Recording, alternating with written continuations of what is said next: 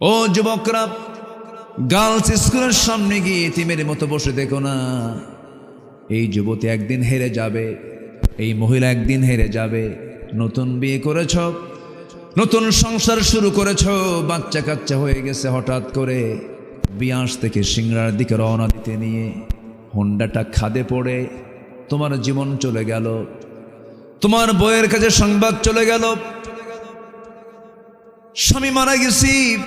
Senseless হয়ে পড়ে থাকবে, খাবে না কয়েকদিন, বলবে জীবনে আর বিয়ের প্রয়োজন না, এরকম করে বলবে, কাঁদবে। কিন্তু 7 দিন 8 দিন পর চলে যাবে, খাওয়া দাওয়া শুরু হয়ে যাবে, স্বাভাবিক হয়ে যাবে। মাসখানেক পরে মুখের হাসিও ফুটতে থাকবে। 2 মাস 3 মাস 4 মাস যখন চলে গেল, আর 12 আশহুরি ওয়া আশরা, 4 মাস 10 দিন পার হলে শোকটা চলে গেল। তোমার শ্বশুর বাড়ির লোকজন তোমার সেই বউটাকে নিয়ে চলে যাবে। তারা 7-8 মাস পর তারা জোর করে দেখবে মেয়েটার যৌবন আছে, বিয়ে সাথে অন্য জায়গায় দেওয়া দরকার, বিয়েও দিয়ে দেবে। বিয়ে যখন হয়ে যাবে, তোমার ওই বউটা যেটা তোমার খুব আপনজন ছিল, সেই বউটা অন্যের ঘরে যখন চলে যাবে, নতুন স্বামী পেয়ে সেই বউটাই বলে ফেলবে, তার বাপ মাকে জানিয়ে বলবে, মা বাবা তোমরা যে সিদ্ধান্ত নিয়েছো খুব ভালো সিদ্ধান্ত, কারণ আগের স্বামীর চাইতে এই স্বামী আমার আরো ভালো। এটাই হলো দুনিয়া। দুনিয়াতে আমার আপনজন বলতে কেউ নাই। আমার আপনজন যদি থাকি, দুনিয়া আখিরাতের সব জায়গায় আমার আপনজন বলতে একজনই আছেন, তিনি আমার, জোরে বলুন কে? আল্লাহ। ছেলে আপন অসম্ভব, ছেলে জব করে বাপরে সম্পদের জন্য, করে না? মা আপন অসম্ভব, সন্তান মাকে খুন করে, ঠিক কি না? আছে। কেউ আপন না, দিন শেষে আমার আপন কেউ না, আমার আপন কেউ না, সব আমার পর। একটু ডিপলি চিন্তা করলে দেখবেন কেউ না আমার আপন। অনেকের দাদা কিন্তু নাই, মনে আছে কিছু? ভালো করে রাখুন, মনে নাই তো কিসের মনে আছে? সামনে কবর, সে কবরে দাদা শুয়ে আছে, বহুদিন আগে 50-60 দাদার কবর বেঁচে খায়। আসতে কন কেন, আছে না নাই? দাদার কবর বেঁচে খায়। কবর ছিল জানে, এরপর কবরটা বেঁচে খায়। কে না এটা নাই, দাদার কবর নাই। আসেন এরকম এরকম নাতি আছে না নাই? কে বলছে আপন আমার? কেউ আমার আপন না। এই জন্য আপন জনের তালাশ করতে হবে। আমার এই সমস্ত ভুয়া সম্পর্ক বলবো আমি, কারণ এই সমস্ত সম্পর্ক হলো অস্থায়ী সম্পর্ক। বউটার সঙ্গে সম্পর্ক এটা আছে ভালো কথা, কিন্তু বউটাকে যখন ভালোবাসবো, কার জন্য বাসবো বলেন? আল্লাহর জন্য বাসবো। স্বামীটাকে ভালোবাসবো, কার জন্য বাসবো? আসিয়া তার স্বামীকে গ্রহণ করেছিলেন, আবার তার স্বামীকে প্রত্যাখ্যান করেছেন, কার জন্য? আল্লাহর জন্য। মোহাব্বত আমার ততক্ষণ, আল্লাহ যতক্ষণ রাজি হবেন, কিন্তু মোহাব্বতে যদি আল্লাহ রাজি না হন, তাকে মোহাব্বত করা যাবে না। সালাতু ওয়াসসালাম যখন দিন গ্রহণ করলেন, ফেরাউন বলল, আসিয়া শোনো। কি যেন শুনলাম? শুনবেন কেন? দেখেন, লা ইলাহা ইল্লাল্লাহ, স্বামী স্ত্রী। কিন্তু শেষ পর্যন্ত ফেরাউন বলে ফেলল, আসিয়া তুমি কি বলো? দিন গ্রহণ করলে আমার বড় ক্ষতি হয়ে গেল। তুমি হলে আমার পরে, তোমার জায়গা, তুমি হলো ফার্স্ট লেডি অফ ইজিপ্ট, আমার পরেই তোমার জায়গা, তুমি মিসেস ফেরাউন। তোমার দাম অনেক, মর্যাদা অনেক। আমি তোমাকে এত সম্মান মর্যাদা দিয়ে দিলাম, তুমি আমাকে পাত্তা না দিয়ে তুমি দিন গ্রহণ করলে। দয়া করে আমার দিকে তাকায়, স্বামীর দিকে তাকায় তুমি দিনটা ছেড়ে দাও। আসিয়া বলছেন, স্বামী আমার সব জায়গায় আপোষ চলে, কিন্তু ইমানের জায়গায় কোনো আপোষ চলে না।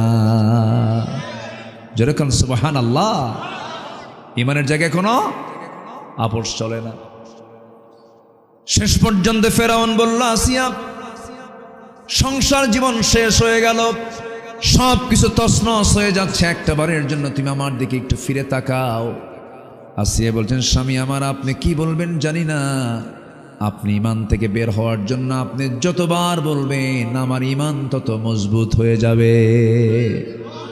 তুমি কি জানো আমি তোমাকে হত্যা করব? আসিয়া বলছেন, আমি আমার নাকের মধ্যে জান্নাতের ঘ্রাণ পাচ্ছি। সুবহানাল্লাহ বলবেন না? তার স্বামীকে ততক্ষণ মেনেছেন যতক্ষণ সে আল্লাহকে মেনেছে।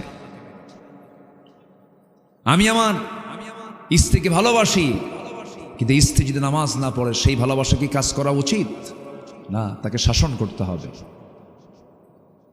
বউটাকে বলতে হবে, বউ আমার, এই যে দুনিয়ার জীবনে একই ছাদের নিচে দুজন থাকে, আমার যৌবন তোমাকে দিলাম, তোমার যৌবন আমাকে দিলা, এত গভীর সম্পর্ক মিশে গেলাম, তুমি কি চাও না আমার বউ একসঙ্গে জান্নাতে আমরা এই সম্পর্ক গড়ে তুলব?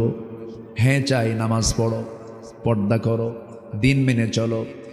ছেলে মেয়েকে ডাক দিয়ে বলেন, বাবারে বিড়ি খাবি না, গাঁজা খাবি না, নেশা করবি না, অবৈধ সম্পর্ক গড়ে তুলবি না।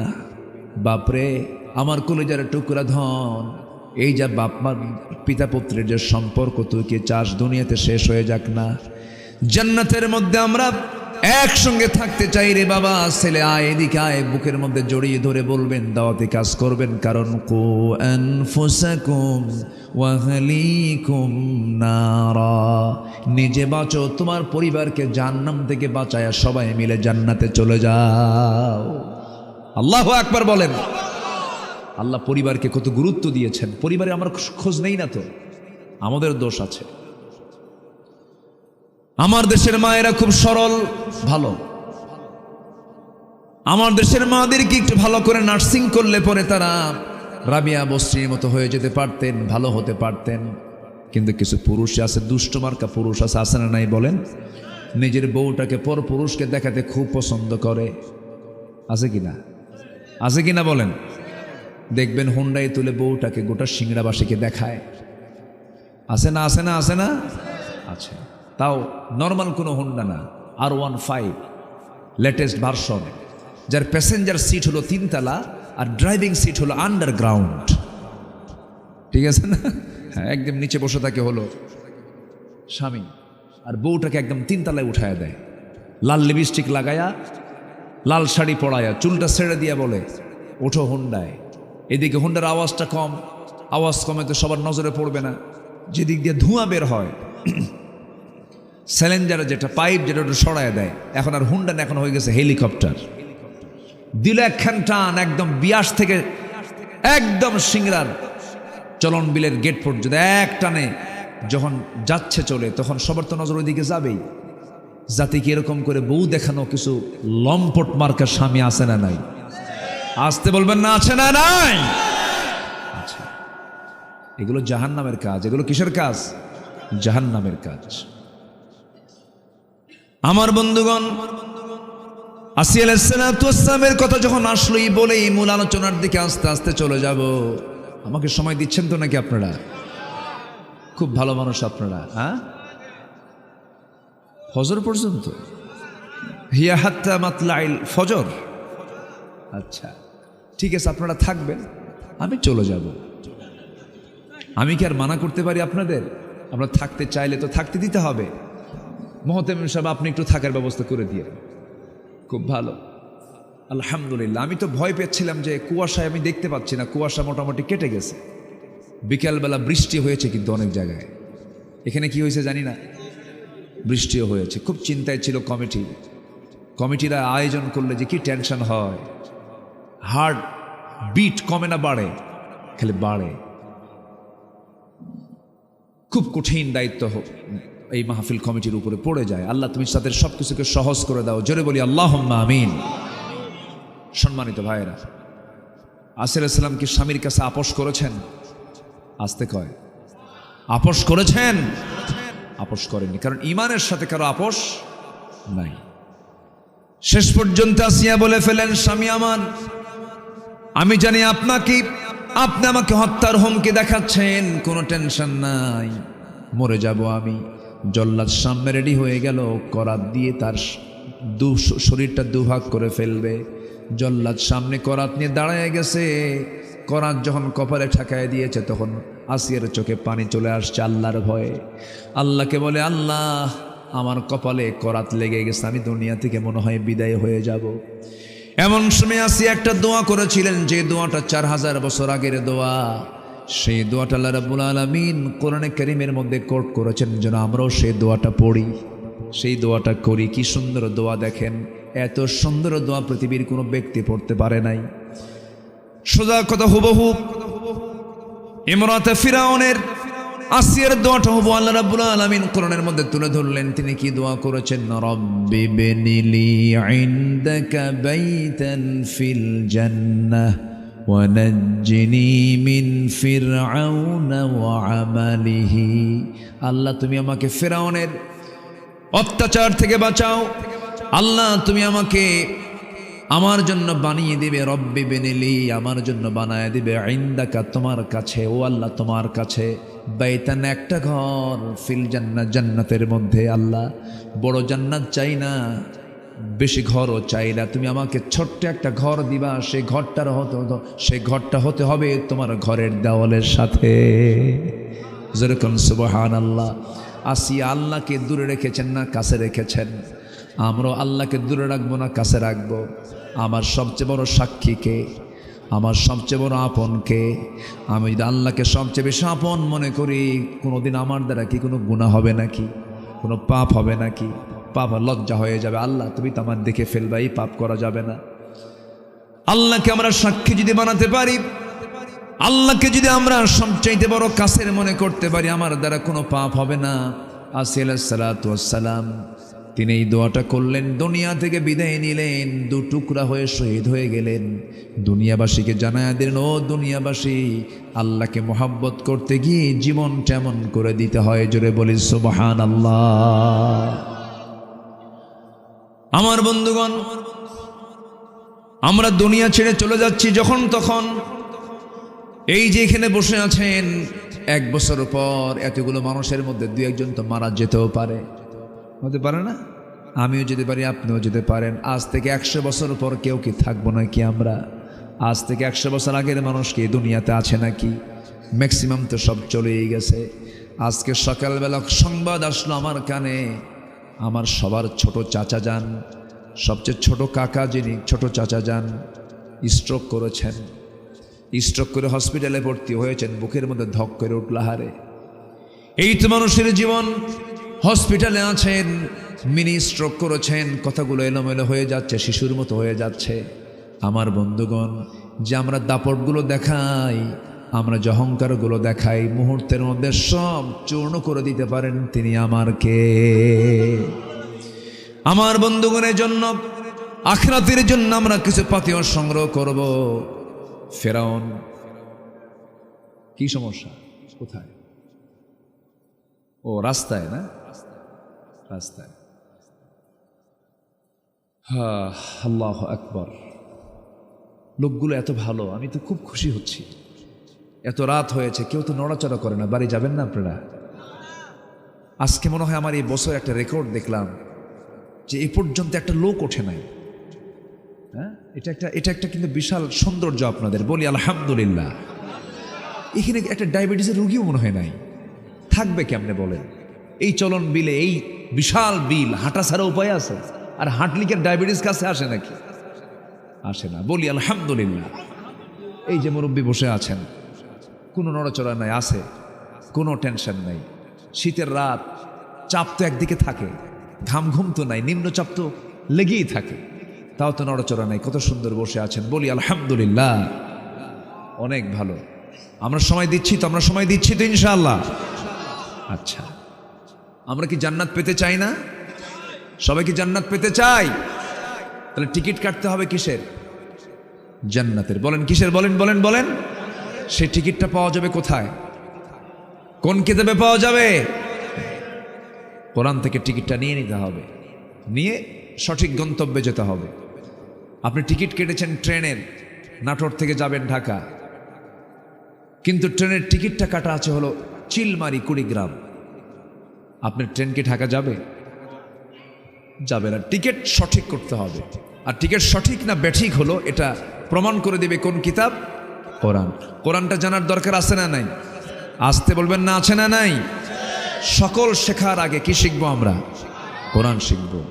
শুধু এই কোরআন না শেখার কারণে আমার দেশে চোর বাটপার বেড়েছে। আপনার ছেলে হাফেজ যদি হতো, আমার দেশের এমন শিক্ষা ব্যবস্থা যদি থাকতো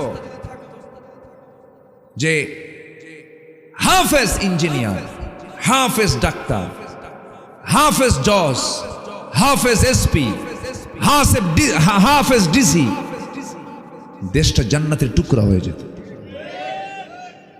তাহলে প্রথম শেখা কি দরকার? কি দরকার? কি দরকার বলেন? কোরআন দরকার। পদ্মা সেতুর মতো একটা বিশাল একটা বড় প্রজেক্ট আমার দেশে সম্পূর্ণ হয়েছে বিগত সরকারের আমলে, প্রশংসার দাবি রাখে। পদ্মা সেতুর উদ্বোধনে বাংলাদেশের কত ভালো ভালো হাফেজ আছে, যাদের তেলাওয়াত শুনে কাবা শরীফের ইমামরা কান্দে। কাবা শরীফের ইমামরা কান্দে যাদের তেলাওয়াত শুনে। হাফেজ জাকারিয়া, সালেহ আহমদ তাকরিম, নাজমুস সাকিব, আমি এদেরকে আমার এক মাহফিলে দাওয়াত দিয়েছিলাম। তেলাওয়াত গুলো কি যেন ওহী নাজিল হচ্ছে, কোরআনের যেন আল্লাহ পাক ওহী নাজিল করতেছে। কোরআনের সুর হচ্ছে পৃথিবীর শ্রেষ্ঠ সুর, কোরআন সহি করে পড়া ফরজ। অথচ পদ্মা সেতুর উদ্বোধনে কোনো হাফেজকে দাওয়াত দেয়নি, কোনো কারি সাহেবকে দাওয়াত দেয়নি। বিসিএস ক্যাডার একজন সূরা রহমান তেলাওয়াত করতেছে, শয়তানও কয় ওর তোরছে আমার তেলাওয়াত ভালো আছে। জানেন না? আপনারা জানেন না?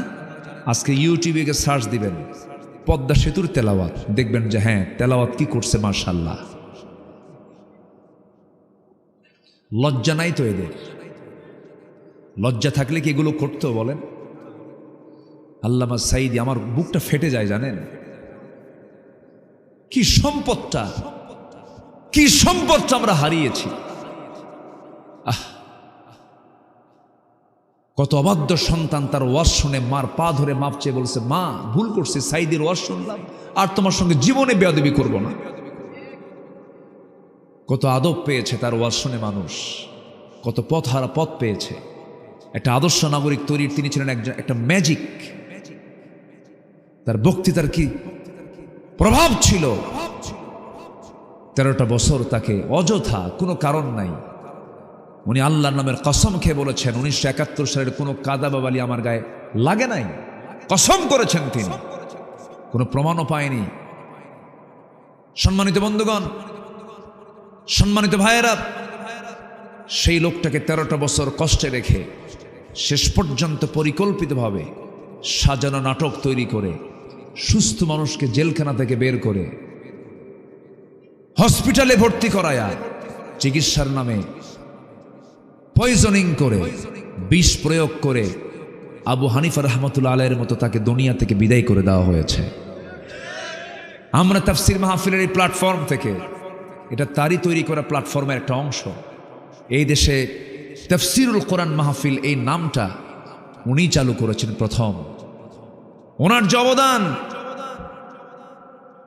সেই লোকটাকে দুনিয়া থেকে বিদায় করলো যারা, এই তাফসীর মাহফিলের প্ল্যাটফর্ম থেকে সুস্পষ্ট ভাষায় জানান দিতে চাই, অবিলম্বে ওই হত্যাকারীদের গ্রেফতার করে চূড়ান্ত শাস্তি নিশ্চিত করা হোক।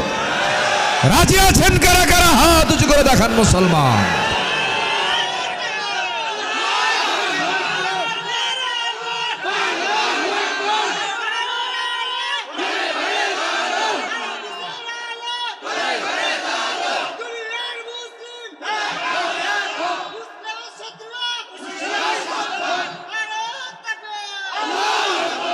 আল্লাহ কবুল করুন, জোরে বলি আমিন। আমার তালিকা করেছিল, আমি আব্দুল্লাহ আল আমিন, নগণ্য গোলাম। 2 বছর আগে বিচারপতি শামসুদ্দিন, কি হ্যাঁ না কালা কইেন না, কালা তো আল্লাহ বানায় দিছে, শামসুদ্দিন মানিক, এ হাসে না কোনোদিন, বুঝলেন? আমি কোনোদিন ওকে হাসতে দেখিনি, চেয়ারের মধ্যে কোনো হাসি নাই। যারা হাসে না তারা ভালো না।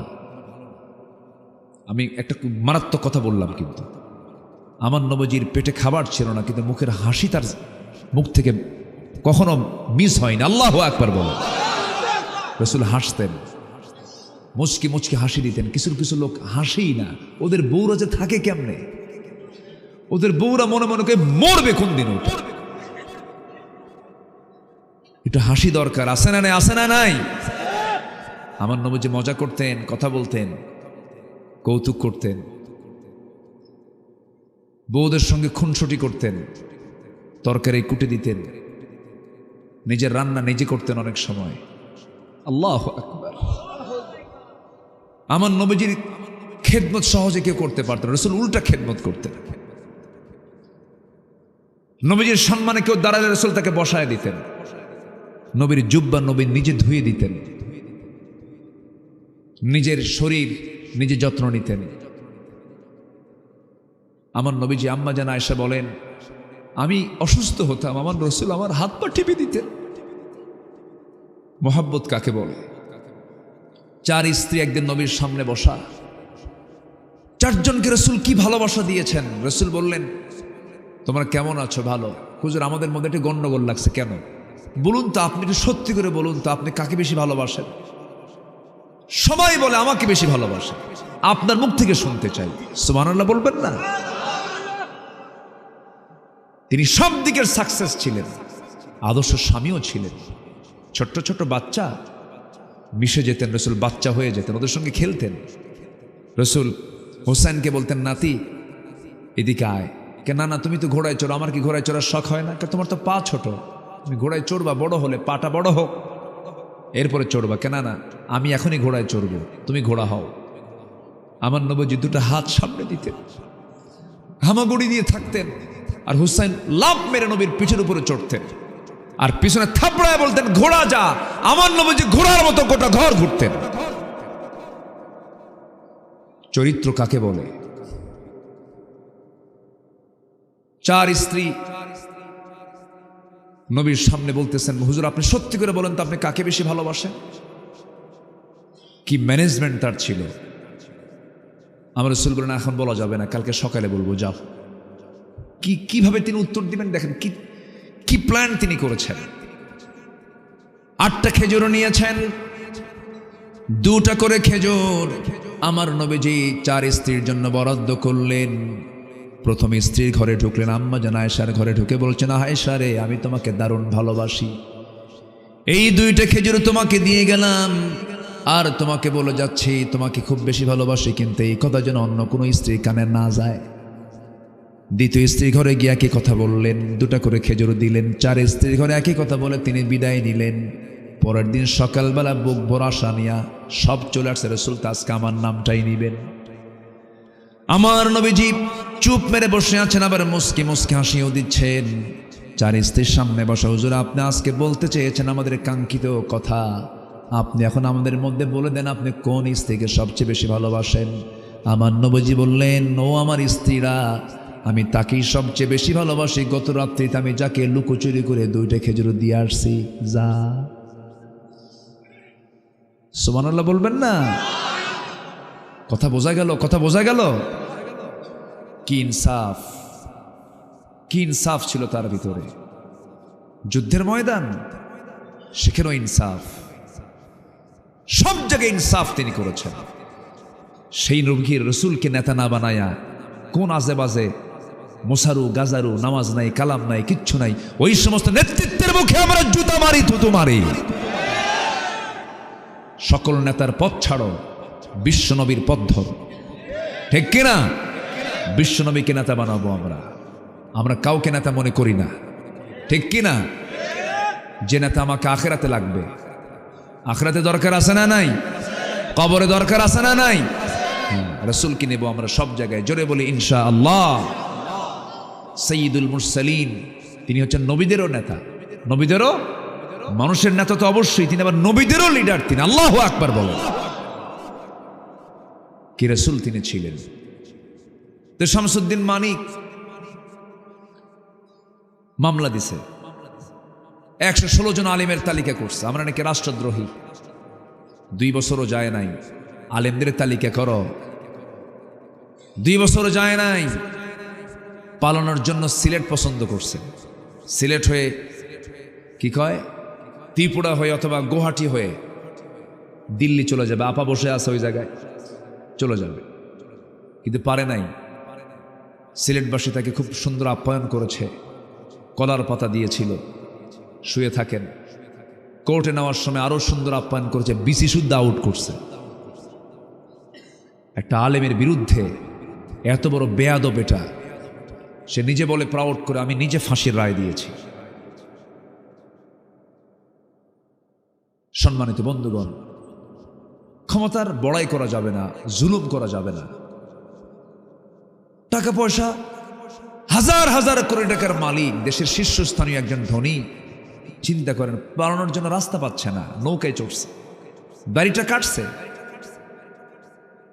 জানেন না আপনারা জানেন না, দাড়ি কাটছে। এখন বলেন তো, দাড়িটা রাখছে কি নবীর মহব্বতে? নবীর মহব্বতে দাড়ি রাখার লক্ষণ এটা? বলেন তো।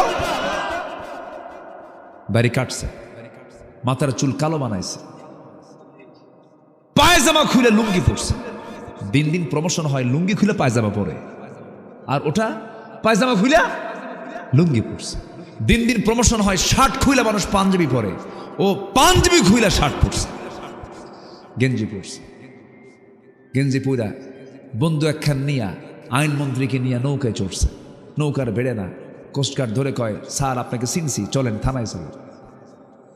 আইনমন্ত্রীকে, আমি কি একা আসছি এখানে? আমি তো জামাতের সাথে আসছি। কিসের সাথে আসছি? আমি তো একা আসি নাই, আমার সাথে আরেকজন আসছে। কে? কই যে বসে আছে, কে চেনা তো যায় না, মাথার চুল কালো। লোকটা কে? তরকারি বিক্রেতা মনে হয়। কে লোকটা? কে ভালো করে দেখো, ওটাই দরবেশ। সম্মান।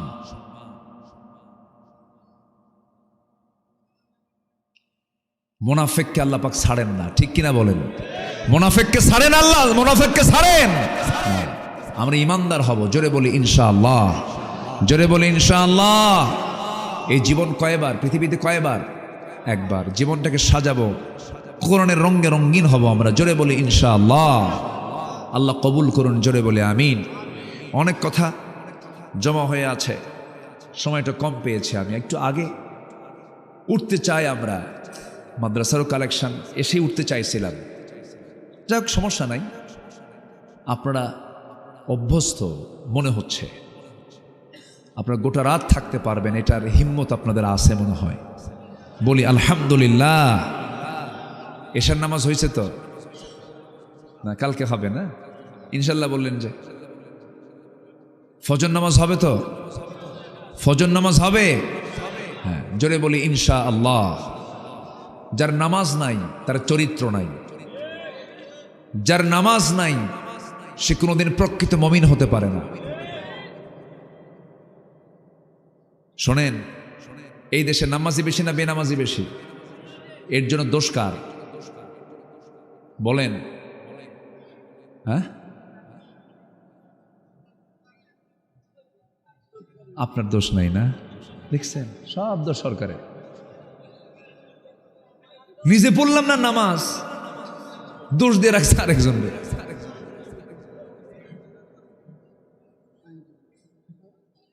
কয় যে আমি চুরি করি কেন? আল্লাহ কি দেখে না? দেখছেন, দেখছেন কি লক্ষ্য করতেছেন? আমি ভালো হই না কেন? আল্লাহর কি নজর নাই? আল্লাহ একটু আমাকে ঠিক করে দিলিতে হয়ে যায়। উল্টা দোষ কারে দেয়? আল্লাহরে দেয়। এখান থেকে উঠতেছে একজন, কি ব্যাপার? রেকর্ড তো ভঙ্গ হয়ে গেল।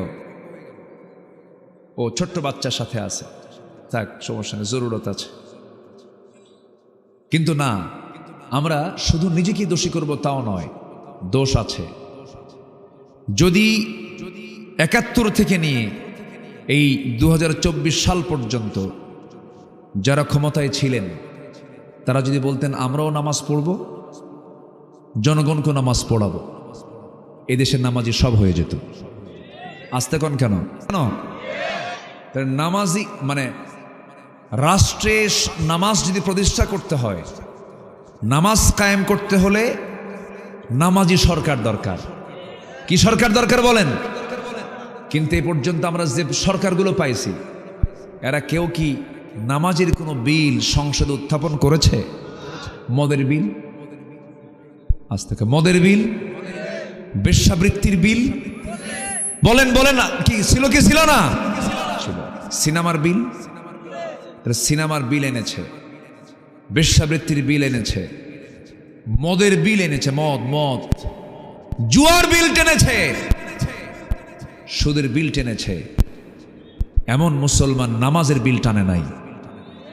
কথা কি বুঝতেছেন আপনারা? কথা কি বোঝা যায়? এই কথাগুলো বুক উঁচু করে আমাদেরকে বলতে দেয়নি তো, তবুও বলেছি, জেল খাটছি তো। 2018 সালে হঠাৎ করে বাড়ি ঘেরাও করলো, সাদা পোশাক টোশাক পইরা ফেরেশতারা আসলো। পোশাক তো সাদা, যেহেতু তো ফেরেশতাই কব, আর কি কব। ধরে নিয়ে যে করলো কি, থানায় নিয়ে গেল। থানায় গেলাম, ওসি বলে, হুজুর আপনাকে দেখে আমার চোখের পানি, ভাল লাগতেছে না, ধরতে চাইনি, ধরতে বাধ্য হলাম হুজুর, কি করবেন? চাকরি করি, চাকরি বাঁচান তো ফরজ। আমি বললাম, ইমান বাঁচান তো নফল। আজকে যদি এই প্রশাসন যদি একটু শক্ত হাতে মোকাবেলা করত, এই 2000 ছাত্রের শহীদ হওয়া লাগতো না।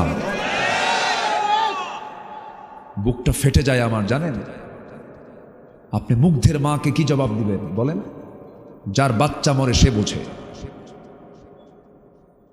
শহীদ আবু সাইদের বাপ মাকে আপনি কি সান্ত্বনা দিবেন বলেন? আবু সাইদকে আপনি তার কোলে দিতে পারবেন?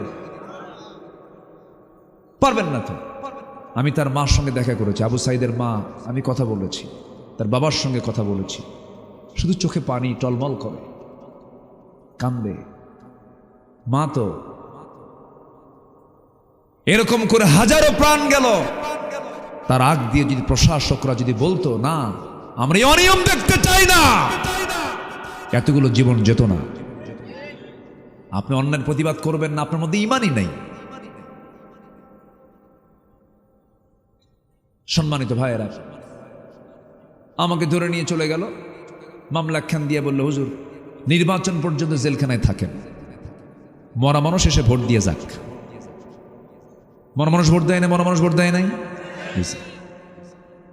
ভোট টোট দিয়ে চলে গেছে। আমি ঢুকলাম জেলখানায়, এক মুরব্বী আমার দিকে সালাম একখান দিয়ে বলে, হুজুর আপনি জেলখানায় আসছেন, খুব খুশি হইলাম। আমি কই, বাপরে বাপ, এটা আবার কেমন কথা? ঢুকলাম জেলখানায়, আমার খুব খুশি হইলাম। ব্যাপারটা কি? বললাম, চাচা আপনি খুশি হলেন কেন? বাবা ওয়াজ শুনতে যাই, দূর থেকে ওয়াজ শুনি, এত শখ, মোসাবা করব, দেখা করব, পারি না। কি সুন্দর ধরা দিলেন, কি বুঝতে পারছেন কি? খুব খুশি হয়ে গেছে, বুড়া মানুষ তো। তো বললাম, চাচা আপনার মামলা কি এই 85 বছর বয়সে? বলতেছে, আমার নামে না বোমা হামলা দিছে, বোমা হামলা, বিস্ফোরক মামলা দিয়েছে। 85 বছর বয়স। বলেন তো, ওই বুড়া হাতে বোমা মারতে গেলে কি অন্যের মাথায় লাগবে না ওনার মাথায় পড়বে? এই হলো অবস্থা। সম্মানিত বন্ধুগণ, সব দেখেছি আমরা। কেউ চালিয়েছে 25 বছর দেশ, কেউ চালিয়েছে 16 বছর, কেউ চালিয়েছে 9 বছর, কেউ চালিয়েছে 2-3 বছর। সব দেখা শেষ। মুসলমান নামাজের বিল পর্যন্ত টানে নাই, সব দেখা শেষ। আগামীর দেশ আমরা দেখতে চাই কোরআনের দেশ। রাজি আছেন কারা কারা? হাত উঁচু করে দেখান মুসলমান।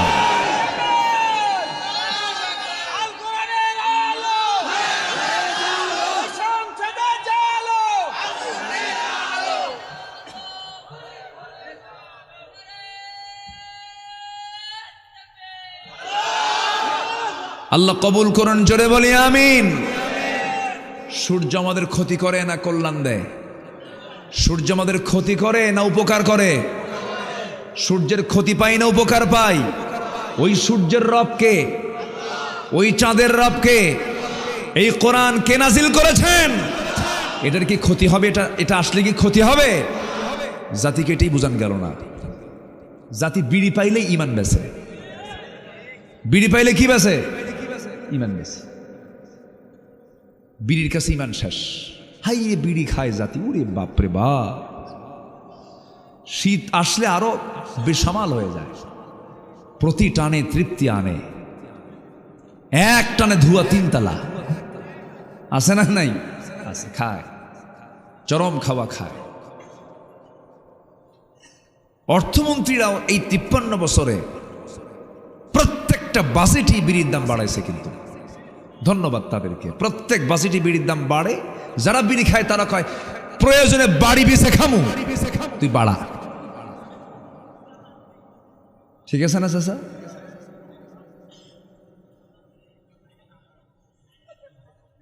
কি আপনি কি রাগ করে উঠে যাচ্ছেন নাকি বিড়ির বিড়ি দশ করার জন্য? বসেন। কি সুন্দর মানুষ আপনারা। আল্লাহ তুমি সকল নেশা থেকে জাতিকে বাঁচাও, জোরে বলে আমিন। আমার কাছে তথ্যটা জানা নাই যে এই দেশে প্রতি বছরে কত টাকার বিড়ি মানুষ খায়। আমি এটা দেখে আমি খুঁজে বের করবো না, পরবর্তী ওয়াজে আমরা এটা দেবো ইনশাআল্লাহ। মানে কত কোটি টাকা বিড়ির পিছনে জাতি খরচ করে।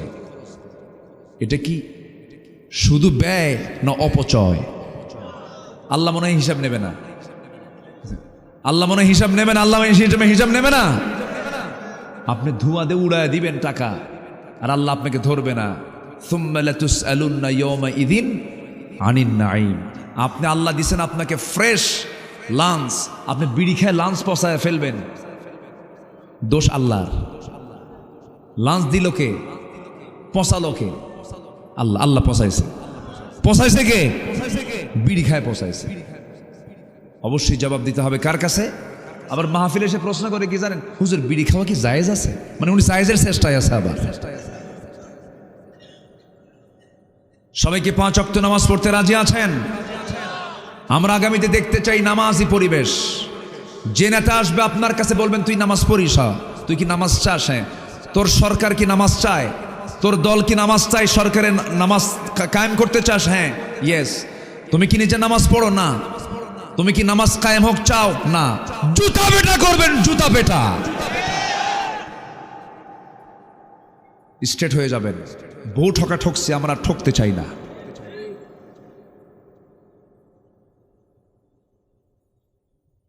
হ্যাঁ, বাস। আল্লাহ কবুল করুন, জোরে বলি আমিন। 5 ওয়াক্ত নামাজ পড়বেন কারা কারা, একটু হাত তুলে দেখান দেখি। জোরে বলি ইয়া আল্লাহ, ইয়া রহমান। আমাদেরকে 5 ওয়াক্ত সালাত আদায় করার তৌফিক তুমি আল্লাহ দিয়া দাও। জোরে বলি আমিন, আরো জোরে আমিন, আরো জোরে আমিন। হাত নামান। কষ্ট পেলেন? বাড়িতে মা বোন আছে না নাই? তাদেরকে নামাজ পড়াবেন। জোরে বলি ইনশাআল্লাহ। বৃষ্টি আসতেছে নাকি? কুয়াশা। আমরা ইবাদত করি, আমাদের ইবাদতগুলো যায় কোথায় জানেন? সুদ খায়া শেষ করে। কি খায় শেষ করে বলেন? সুদ। সুদ কি সিংড়ায় আছে? না। সুদ আছে? এই সময় কি উঠবেন না, যে উঠবে ভাববে ওটাই সুদ খায়। বসেন। এই তো আর কিছুক্ষণ, আমি আর কিছু সময় শুধু ফিনিশিং দেব, একটু বসেন না, কেউ উঠবেন না। সুদ ওয়াজ করে কোনোদিন বন্ধ হবে বলেন তো? এটা আইন করে বন্ধ করতে হবে। রাষ্ট্রীয়ভাবে সুদ আছে, সেই সুদ রাষ্ট্রীয়ভাবে উঠে দিলেই সমাজ থেকে সুদ শেষ। যে সুদের কারবার করে পুলিশ থেকে খুঁজে বের করবে, ঠিক কি না? সুদের কারবার করলে পরে ইবাদত কবুল হবে না। এত দোয়া করি, দোয়াগুলো যায় কোথায়? যে বান্দার মুখ থেকে মিথ্যা কথা বের হয় না, তার দোয়া আল্লাহ রাব্বুল আলামিন কবুল করবেন। মুখটাকে পবিত্র রাখবো আমরা, মিথ্যা কথা না বলে মুখটাকে পবিত্র রাখবো আমরা। মূল আলোচনার বিষয় যেখান থেকে আমি তেলাওয়াত করেছি, আল্লাহ রাব্বুল আলামিন বলছেন, বান্দারে তুমি যে এত ইবাদত করো, তোমার কোন ইবাদত আমি আল্লাহর দরবারে কবুল করব না। তুমি যদি 10টা ভুল, 10টা অপরাধ যদি তোমার জীবন থেকে না মাইনাস করে, নাম্বার 1 হলো মুনাফিকি বাদ দিয়ে দাও। কি বাদ দিয়ে দাও বলেন? মুনাফিকি বাদ দিয়ে দাও। মুনাফিক তারা যারা মিথ্যা কথা বলে, যারা ওয়াদা ভঙ্গ করে, যারা আমানতের খেয়ানত করে, যারা বেফাস কথাবার্তা বলে, খালি বলে কথা হইলি বলে খেলা হবে। কইছে না খেলা হবে। এটা কি ভালো কথা না বেফাস কথা বলেন তো? এটা কি কোনো বিজ্ঞ ব্যক্তির কথা এটা হতে পারে? একটা ওয়েটফুল মানুষের কথা কি এটা হতে পারে? বলে খেলা হবে। কই, লোকই তো নাই। বেকুফ এগুলো। যারা বেফাস কথাবার্তা বলে, যারা মিথ্যা কথা বলে, যারা ওয়াদা ভঙ্গ করে, যারা আমানতের খেয়ানত করে, তারাই হলো মুনাফিক, তারা হলো মুনাফিক। চিন্তা করে দেখুন, অর্ধ দুনিয়ার শাসন করত ওমরের কথা আমরা বলছিলাম, আবু বকরের কথা আমরা বলছিলাম। কি শাসক তারা ছিলেন, কি তাদের মধ্যে সততা কাজ করেছে। একটু কান দিয়া, হৃদয় দিয়ে শোনার চেষ্টা করুন। তাদের মধ্যে কি ইখলাসটা ছিল? কোনো মুনাফিকি ছিল না। সাইয়েদনা আবু বকর রাদিয়াল্লাহু তাআলা আনহু রাতের বেলা খালি পায়ে হাঁটতেন। কি পায়ে? খালি পায়ে হাঁটতেন, তাও পাথরের রাস্তা। কিসের রাস্তা বলেন? চোকা চোকা পাথর থাকতো রাস্তায়, খালি পায়ে হাঁটতেন। একদিন আবু ওমরে ফারুক রাদিয়াল্লাহু দেখে ফেললেন। তিনি বলছেন, আমার আমিরুল মুমিনিন আবু বকর, রাতের বেলা আপনি খালি পায়ে হাঁটেন কেন? পা তো ফেটে যাবে, রক্তাক্ত হয়ে যাবেন, চামড়া ফেটে রক্ত বের হয়ে যাবে। তিনি বললেন, ওমর রে, আমি তো জুতা পায়ে হাঁটতে চাই, কিন্তু খড়ম জুতা পায়ে হাঁটলে পরে আওয়াজ হবে, আর এই আওয়াজে যদি কোনো নাগরিকের কানে যদি চলে যায়, ঘুম যদি ব্যাঘাত হয়ে যায়, কিয়ামতের দিন আমি আবু বকর আসামির কাঠগড়ায় দাঁড়িয়ে তারা জবাব দিতে হবে। সুবহানাল্লাহ বলবেন না? আল্লাহু আকবার। কি কথা বলে দিলেন তিনি! দেখেন, আমি যদি জুতা পায়ে হাঁটি, আমার জুতার আওয়াজ, হাঁটার আওয়াজ ঘুমন্ত ব্যক্তির কানে চলে গেলে তার ঘুম যদি নষ্ট হয়ে যায়, কিয়ামতের দিন আমাকে আসামির কাঠগড়ায় দাঁড়িয়ে তারা জবাব দিতে হবে। আর একজন নেতা আসবেন নাটোরে, সিরাজগঞ্জ রোড থেকে সব রাস্তা ব্লক। কি আছে না নাই? গাড়ি বন্ধ, সব কিছু বন্ধ। নেতা আসছেন, সামনে 50টা গাড়ি, পিছনে 50টা গাড়ি। আপনি কত বড় নেতা হয়েছেন? আবু বকরের চাইতে বড় নেতা হন নাই। আবু বকর রাতের বেলা একা একা হাঁটলেন, কাউকে নিলেন না, খালি পায়ে হাঁটেন, জনগণের যেন অসুবিধা না হয়। জনগণের রাস্তার অসুবিধা তৈরি করে যারা এই সমস্ত ফোর্স নিয়ে চলে, সম্পূর্ণ সম্পূর্ণ অন্যায় অন্যায় অন্যায়। ঠিক কিনা? এগুলো অন্যায়। এগুলো একটা মানুষ হাঁটবে, ওমরে ফারুক রাতের বেলা একা একা চলতেন, কাউকে নিতেন না। তারা তো জনগণের নেতা ছিলেন। এখন এতগুলো লোক নেয় কেন জানেন? জনগণ ফ্রি পাইলে তো কাবাবার সালাদ বানায় ছাড়বে, বুঝেন না? ভয় চলে। আমার বন্ধুগণ, তারা ছিলেন খাদেম। সাইয়্যিদনা আবু বকর রাদিয়াল্লাহু তাআলা খেলাফত আমল, নতুন খেলাফতের দায়িত্ব গ্রহণ করেছেন। তার আগ দিয়ে তিনি এক মহিলার বাড়িতে গিয়ে কাজ করে আসতেন। মহিলা মানে বৃদ্ধা মানুষ, বয়স্কা মানুষ, বুড়ি মানুষ। তার স্বামী নাই, ছেলে মেয়ে কেউ নাই, তার খেদমত করার জন্য কেউ নাই। সাইয়্যিদনা আবু বকর সিদ্দিক রাদিয়াল্লাহু আনহু প্রত্যেক রাত্রিতে শেষ রাতে তার বাসায় যেতেন, কাপড় চোপড় ধুয়ে দিতেন, খাবার দাবার জোগাড় করে দিতেন, এরপরে তিনি চলে আসতেন। এরকম করে তিনি প্রত্যেক রাতে এরকম খেদমত করে আসেন। ওমরে ফারুক একজন ওই মহিলার খেদমত করার জন্য দরজায় গিয়ে নক করছেন। মহিলা ভিতর থেকে বলছেন, কে ডাকো, আপনার কোনো খেদমত লাগবে নাকি? না, কিছুক্ষণ আগে একজন মানুষ আমার খেদমত করে গেছে। ওমরে ফারুক মনে মনে চিন্তা করেন, কোন খাদেম আছে দেখি তো, এই মদিনায় কোন খাদেম এই মহিলার খেদমত করে। ওই মহিলার ঘরের পাশে গিয়ে দাঁড়ায় থাকলেন, আড়াল করে কোন পুরুষটা আসে, কোন লোকটা আসে তার খেদমত করার জন্য। প্রথম দিন পেলেন না, দ্বিতীয় রাত্র পেলেন না, তৃতীয় রাত্রিতে উকি মেরে তাকায় দেখেন কেউ না। প্রথম খলিফা আবু বকর সিদ্দিক ওই মহিলার ঘরের মধ্যে ঢুকলেন। জোরে বলি সুবহানাল্লাহ। বের হলে বললেন, আমিরুল মুমিনিন, খেদমত করার সুযোগ আমাদেরকে একটু দেন, সব আপনি একাই করবেন। সাইয়্যিদনা আবু বকর বলছেন, ওমর, হাসরের ময়দানে তোমার আমলনামা আমার পিঠে আসবে না, আমার আমলনামা তোমার পিঠে যাবে না। কিয়ামতের দিন আমার আমলনামা আমাকে নিয়ে উঠতে হবে। আমার প্রতিবেশীর হক আমাকে আদায় করতে দাও, আমি কারো অপেক্ষায় থাকবো না। যেরকম সুবহানাল্লাহ। 2 বছর একটানা খেদমত করলেন, তিনি মারা গেলেন। ইন্তেকালের পরে ওই মহিলার খেদমত করবে কে? মহিলাও জানে না খলিফা মারা গেছেন। প্রথম খলিফার ইন্তেকাল হয়ে গেছে, তিনি বৃদ্ধ মানুষ, তার কানে কেউ সংবাদ দেয় নাই। ওমরে ফারুক পরের দিন পরের রাত্রিবেলায় দরজায় গিয়ে নক করছেন, দরজা খুলে গেল। মহিলা ভাবছে মনে হয় আগের খাদেমটা এসেছে খেদমত করার জন্য। রান্না বান্না সব কিছু কমপ্লিট করে, খাবার দাবার জোগাড় করে, সব কিছু রেডি করে তিনি ঘর থেকে বের হয়েছেন। মহিলা খেতে বসেছেন, বৃদ্ধা নারী খেতে বসেছেন। একটা ধোয়া খেজুর যখন মুখের মধ্যে নিয়েছেন, কামড় মারার সঙ্গে সঙ্গে খেজুরের মধ্যে বিচি বের হয়ে গেল। বিচি ছিল, ওই বিচির উপরে কামড় লাগার সঙ্গে সঙ্গে মহিলা কেঁদে ফেলে বললেন, বুঝতে পেরেছি খাদেম চেঞ্জ হয়েছে, আগের আবু বকর আর দুনিয়াতে নাই। কারণ আমার আবু বকর যখন আমার খেদমত করতে আসতো, খেজুর শুধু ধুয়ে দিত না, খেজুরের বিচি শুদ্ধ খুলে আমার সামনে শুধু খেজুর দিত, আমি আরামে খেতাম। সুবহানাল্লাহ বলবেন না? এই ছিলেন তারা। জনগণকে তারা ভয় পেতেন, এই জনগণ যদি আমার পক্ষে আল্লাহর সামনে না রায় দেয়, আমাকে জাহান্নাম যেতে হবে। জনগণকে তারা আমানত মনে করেছেন, জনগণকে তারা বড় আমানত মনে করেছেন। ওমরে ফারুক একদিন কাঁদতে কাঁদতে বলছেন, তোমরা কি জানো ফোরাত নদীর তীরে একটা কুকুর যদি অনাহারে মারা যায়, কি অনাহারে মারা যায়? কুকুর কি মারা যায়?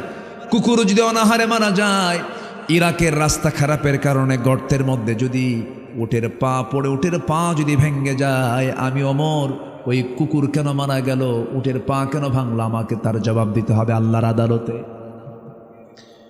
কি চিন্তা তারা লালন করেছেন, কি চিন্তা নিয়ে তারা চলেছেন। কোন এক রাতের কথা আমার মনে পড়ে গেল। সাইয়েদনা ওমর ফারুক রাদিয়াল্লাহু আনহু একটা রাতে তিনি বের হলেন প্রতিবেশীকে দেখার জন্য, নিজের অঞ্চলকে দেখার জন্য।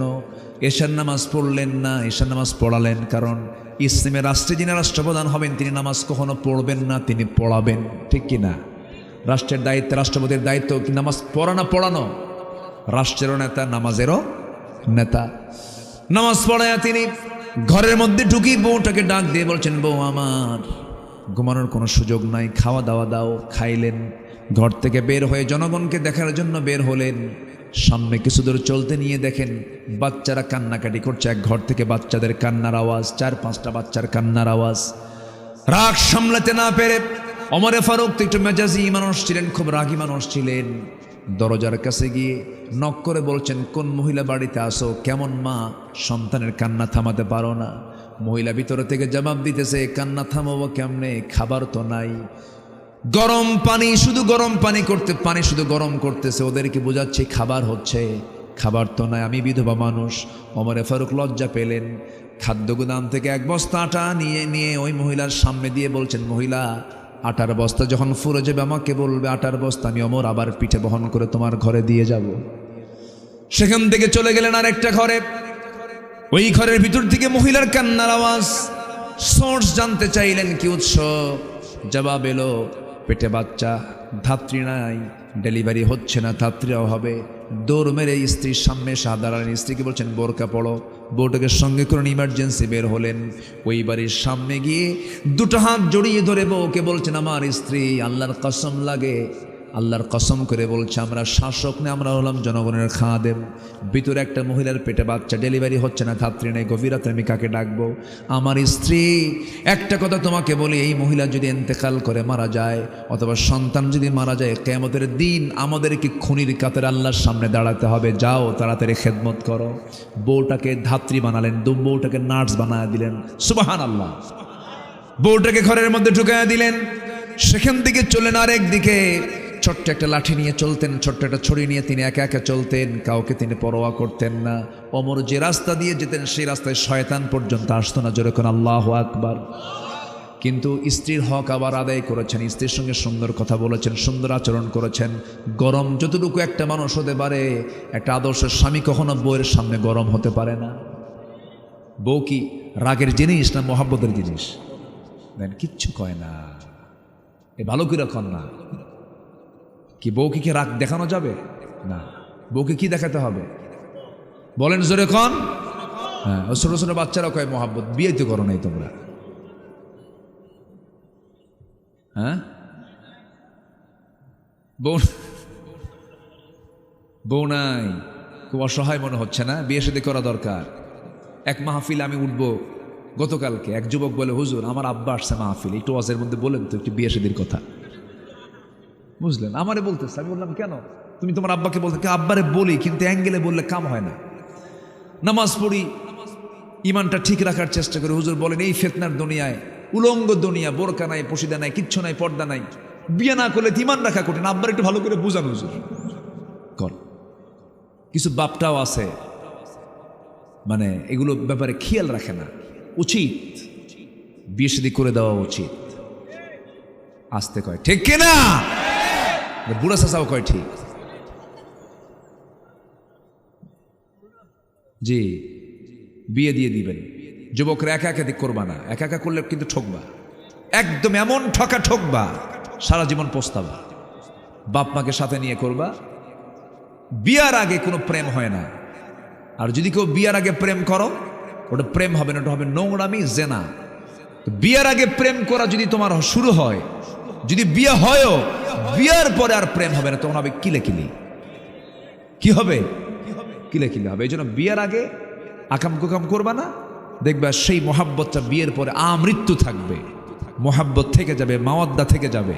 আর বিয়ের আগে কিছু আকাম কুকাম করবা, শান্তি পাবা না। কি রাগ করলা নাকি তোমরা? রাগ করছো? যুবকরা খুব খুশি হয়েছে, হুজুর খুব ভালো করলেন আপনি। দেখি বাড়িতে গিয়ে যদি কিছু বলা যায়। হ্যাঁ, দেখা যাক ইনশাআল্লাহ। বলি আলহামদুলিল্লাহ। সাইয়েদনা ওমর ফারুকের কথা বলছিলাম। বলি বলি বলি সামনের দিকে একটু আগাই। সামনে গিয়ে দেখেন চিকন সুরে সুমধুর কণ্ঠে, মেয়েদের কণ্ঠের ভিতরে সুমধুর ভাব আছে না নাই? মেয়েদের কথার মধ্যে কি সৌন্দর্য আছে না? কথার মধ্যে আকর্ষণ আছে না নাই? এই জন্য মোবাইল কোম্পানি ছেলের সুর চয়েস করেছে না মেয়ের সুর চয়েস করেছে? মেয়েদের। কাউকে পাচ্ছেন না ফোন করে, দুঃখিত। পুরুষ না মহিলা? আসতে কয়, পুরুষ না মহিলা?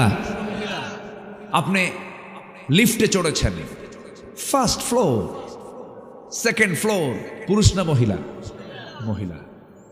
ভালো একটা কর্পোরেট বিল্ডিংয়ে উঠেছেন, কমার্শিয়াল বিল্ডিংয়ে, রিসিপশনে চাকরি, রিসিপশনে বসে, এনি প্রবলেম, সালাম কালাম, পুরুষ না মহিলা? মহিলা। যখন আপনি ঢুকবেন, আসসালামু আলাইকুম, এই আসেন না, বলেন তো আসেন না? একটা ভেসকি মারা হাসি দিল, চুলটা ছেড়ে দিল, ঠোঁট লিপস্টিক দিয়া সুন্দর করে, এনি প্রবলেম, কোনো সমস্যা আছে কি? আমি কি হেল্প করতে পারি আপনাকে কোনো কিছু? এই যে পরিবেশগুলো সৃষ্টি করেছে, এগুলো সম্পূর্ণ হলো ইউরোপ আমেরিকার ষড়যন্ত্র। এই যে ইমানের ষড়যন্ত্র। কিসের ষড়যন্ত্র? ইমানের ষড়যন্ত্র। দুর্বল করে দিল আপনার ইমানকে। সম্মানিত বন্ধুগণ, বিশেষ করে যুব সমাজ, তোমাদেরকে বলবো নোংরামি থেকে বাঁচার চেষ্টা করতে হবে। তো চিকন সুরের একটা আওয়াজ সাইয়েদনা ওমর ফারুকের কানে আসলো। এক মহিলার গুনগুন গুনগুন করে গানের আওয়াজ তিনি শুনতে পেলেন। তো শোনা মাত্রই তিনি ভাবলেন যে আমার রাষ্ট্রে, ইসলামী রাষ্ট্রে একটা নারী রাতের বেলা গান গায়, এটা কেমন কথা? বিরহের গান। কিসের গান? বিরহের গান। একটা পুরুষকে পাওয়ার জন্য যে গান, আবেদনময়ী গান। আমার আছে না এরকম কত কি গান? এই তোমরা পারো না গান টান? পারো না? দেখছেন? হ্যাঁ হ্যাঁ, পারা যাবে না বেশি গান।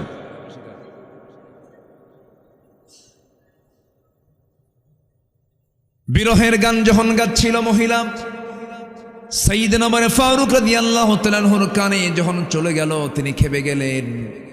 উৎসটা খুঁজলেন, কোন বাড়ি থেকে এই গানটা আসে। সেই বাড়ির সামনে গিয়ে দাঁড়ালেন, দরজায় নক করলেন।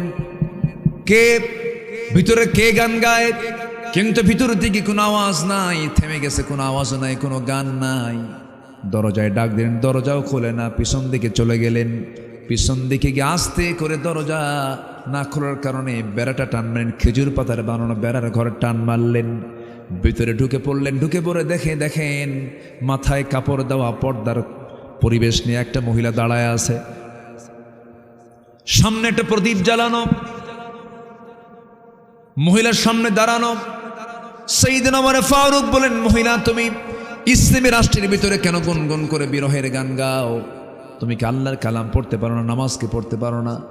মহিলা ওমর ফারুককে না চিনতে পেরে বলে, আপনার পরিচয় আমি জানি না, তবে আমি ভুল করেছি, আমি গান গিয়ে আমার অপরাধ হয়েছে একটা। কিন্তু আপনি আমার ঘরের মধ্যে যে ঢুকলেন, আমি তো দরজা খুলি নাই, আমার স্বামীও ঘরের মধ্যে নাই। আপনি আমার ঘরের মধ্যে পিছন দিক দিয়ে ঢুকে দোষ করেছেন মোটে 4টা। আমি দোষ করলাম একটা, আপনি করলেন 4টা। কি কি দোষ বলো? নাম্বার 1, সালাম দিছেন নাকি না? নাম্বার 2, আপনি অনুমতি নিয়েছেন নাকি না? নাম্বার 3, আপনি দরজা না ঢুকে আপনি আমার বেড়া ভাঙলেন, আমার সম্পদ নষ্ট হলো। নাম্বার 4, আপনি একজন পরপুরুষ, আমি একজন পরনারী। যদিও পোশাক পরেছি পর্দার, কিন্তু আমার পর্দার খেলাফ একটু হলেও হয়েছে, আমি আপনাকে ছাড়বো না।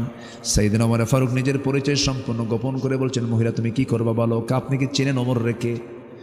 আপনি কি ওমর রে চেনেন নাকি?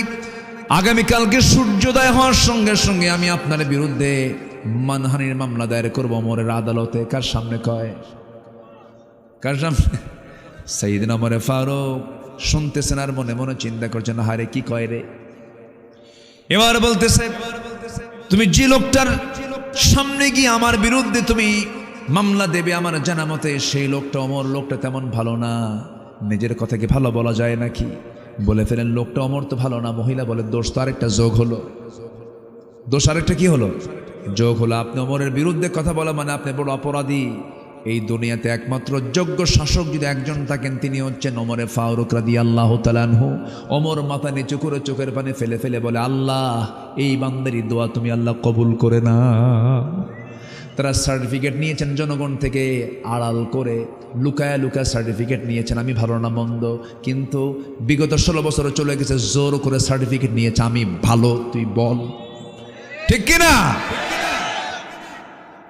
ওমরে ফারুক সার্টিফিকেট নিয়েছেন আড়ালে। মহিলা যখন বলতেছে আমার জানা মতো ওমরের মতো এত ভালো মানুষ এই জমিন আর নাই, সে আমাদের শাসক, তিনি চোখের পানি ফেলে ফেলে কাঁদলেন।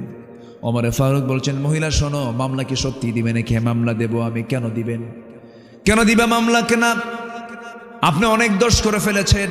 সাইয়েদনা ওমরে ফারুক বলছেন, শোনো মামলা তো দিবা ভালো কথা, তোমার গান গাওয়ার কারণটা কি একটু বলো তো? গান গাওয়ার কারণ হলো আজকের থেকে 4 মাস আগে আমার স্বামীকে এই জনপদের খলিফা ওমরে ফারুকের লোকজন সীমান্ত নিয়োগে তাদেরকে চাকরি দিয়ে দিল। খলিফা ওমরে ফারুকের লোকজন এসে তার নির্দেশে আমার স্বামীকে নিয়ে চলে গেল। আমি আমার স্বামীর সঙ্গে নতুন সম্পর্ক গড়েছি, নতুন বিয়ে হয়েছে, মাত্র 4 থেকে 5 দিন স্বামীকে পেয়েছে। আমার যৌবন ভরা আমার জীবন, আমার বয়স কম, মাত্র স্বামীকে 4 দিন পর পরে যখন 4 মাস গত হতে চলেছে, আজ পর্যন্ত স্বামীর কোনো দেখা নাই, সাক্ষাৎ নাই। রাতের বেলা নামাজ পড়ে শুয়েছি, মাঝরাতের দিকে ঘুম আমার ভেঙে গেছে, স্বামীর প্রতি আমার মহব্বত জেগে গেছে। বৈধ স্বামীকে পাওয়ার জন্য আমি গভীর রাত্রে গুনগুন গুনগুন করে বিরহের গান গাচ্ছি আমার স্বামীকে পাওয়ার জন্য। ওমরে ফারুক মনে মনে চিন্তা করলেন, দোষ তো আরেকটা যোগ হলো। কি কথা কি বুঝতেছেন আপনারা? বিশাল চিন্তায় পড়ে গেলেন। এবার ওমরে ফারুক তো শাসকদের শাসক, বিচারকদের বিচারক, তিনি তো বোঝেন কেমনে এই মামলা ঢিসমিস করে দেওয়া যায়। এবার মহিলা কি সত্যি, এবার ওমরে ফারুক বলছেন, মহিলা শোনো, সত্যি কি তুমি মামলা দিবে নাকি? হ্যাঁ মামলা দিয়ে দেব। সে তো জানে না, মহিলা জানে না কোন লোকটার সামনে সে কথা বলে। এবার বলছে, মহিলা শোনো, তুমি যে আমার বিরুদ্ধে মামলা দিতে যাচ্ছ ভালো কথা, তোমার স্বামীর জন্য তুমি কাঁদতেছো, তোমার স্বামী তুমি চাও না কে চাই? তোমার সেই প্রত্যাশিত আকাঙ্ক্ষিত স্বামীকে যদি আগামীকাল সূর্যোদয়ের একটু আগ দিয়ে তোমার সামনে যদি হাজির করে দেয়, তুমি কি আমার বিরুদ্ধে মামলা দিবা নাকি? মহিলা মুচকি হাসি মেরে বলে, সূর্যোদয়ের আগে কেন, সারাদিনের মধ্যে হাজির করলে আপনার বিরুদ্ধে কোনো মামলা হবে না। মতো দিয়ে দিছেন। কি কথা কি বোঝা গেল? উনি তো জানতেন, উনি তো জানেন যে এই মহিলার চাওয়াটা কি। চাওয়ার জায়গায় তিনি নক করলেন, বলেন, মহিলা থাকো, তোমার স্বামীকে তুমি পেয়ে যাবে। নিজের কথা তিনি আড়াল করলেন, পরিচয় দিলেন না একবারের জন্য। চলে আসলেন, বউকে বলেন, বউ আমার, একটা স্ত্রী তার স্বামীকে ছাড়া কতদিন পর্যন্ত থাকতে পারে? ওয়াল মুতাল্লাকাতু ইয়াতারাব্বাসনা বিআনফুসিহিন্না সালাসাতা কুরু। 3 মাস পর্যন্ত হয়ে গেছে, 4 মাস। চিফ ইন কমান্ডারকে ডাক দিয়ে বলেন, এই সেনাবাহিনী প্রধান, আজকের থেকে প্রত্যেক সৈনিকের ছুটি 3 মাস পর পর বাধ্যতামূলক করা হলো, যাও। অমক বেড়াকে অমক নামে একজন আল্লাহর গোলাম আছে, তাকে ছুটি মঞ্জুর করো, তাড়াতাড়ি নিয়ে পাঠায় দাও। আল্লাহু আকবার বলবেন না? নিজের ভুলগুলো খুঁজে বের করেছেন, নিজে বের হয়ে আমার ভুলগুলো কোথায় সব খুঁজে খুঁজে বের করে নিজে সংশোধন হয়েছেন। আল্লাহু আকবার বলেন।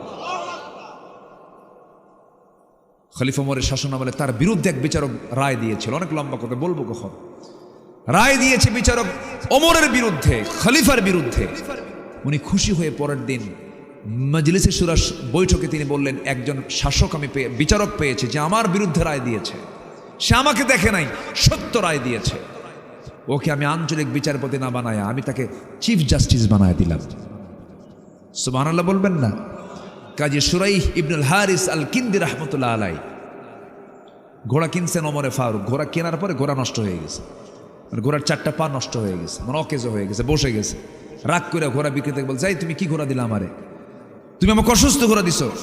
ঘোড়া বিক্রেতা কয়, না আমি আপনাকে সুস্থ ঘোড়া দিচ্ছি, আমি ঘোড়া নেব না, আমি ঘোড়া আপনার ফেরত নেব না। দুজন লাগছে তর্ক।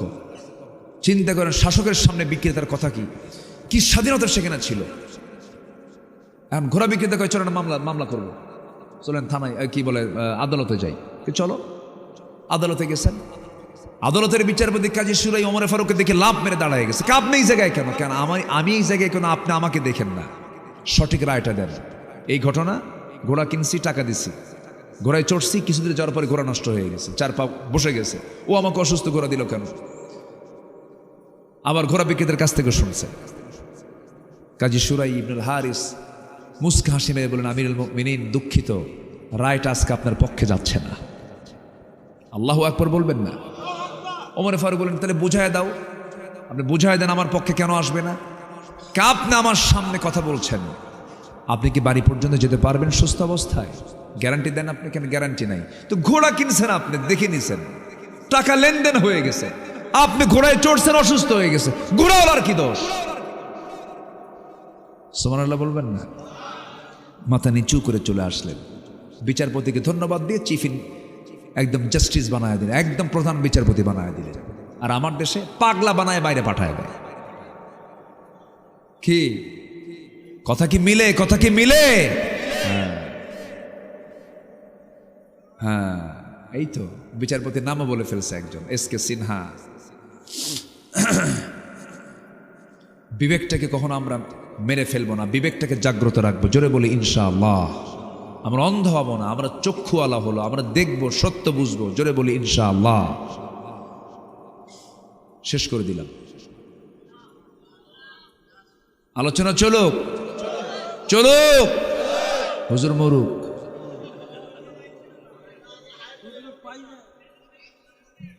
এত সুন্দর মানুষ আপনারা, আমি খুবই আনন্দিত জানেন, আমি খুবই খুশি হয়েছে আপনাদেরকে পেয়ে। আলহামদুলিল্লাহ বলেন।